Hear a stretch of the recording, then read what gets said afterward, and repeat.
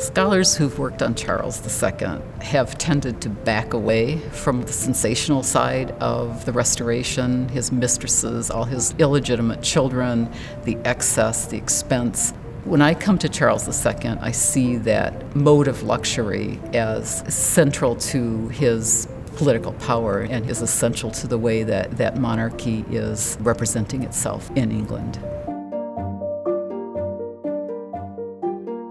My research interests are in 17th century literature, but also visual culture, politics, religion. This book project looks at Charles II, looking at the representation of the court, at court culture, and at responses to that representation. Charles II comes back to England in 1660. You might think that he would take a low profile because kingship was officially abolished in England. He cannot be an absolute monarch in England, but he can look like one. So he has the mistresses, he has the lavish court displays to emulate the continental monarchs. Representations of power were a kind of power in itself. So luxury becomes a very important way of conveying his power.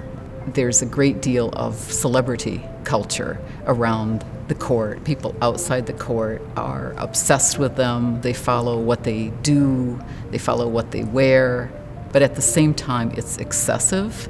England is fighting a war with Holland, and there simply isn't enough money, and there's a lot of criticism. So luxury as a mode of political representation is a double-edged sword. In some ways, we have the same ambivalent reaction to luxury today. We're fascinated by it.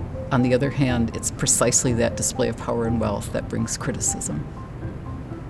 I also work on the English Revolution, Oliver Cromwell, King Charles I, and Henrietta Maria. My primary literary author is John Milton. Milton is a philosophical writer as well as a brilliant literary writer. He almost demands a cross-disciplinary approach. He has lots to say about gender and women and various social and cultural issues. So it's a very intellectually very vibrant and exciting field to be working in. I like to try things out in the classroom, including things related to my own research. It's exciting to hear undergraduates talk about these classic texts, as well as to get the opinions of more advanced students. It might seem that there's nothing left to do on Renaissance texts on major canonical authors such as Milton. I think graduate students are often surprised and pleased by the kinds of big topics that the interdisciplinary shift in the field opens up to them. It's very exciting to serve as kind of a mentor and sounding board and help them present papers, do articles, and get all the way to that finished product of the dissertation and a good job.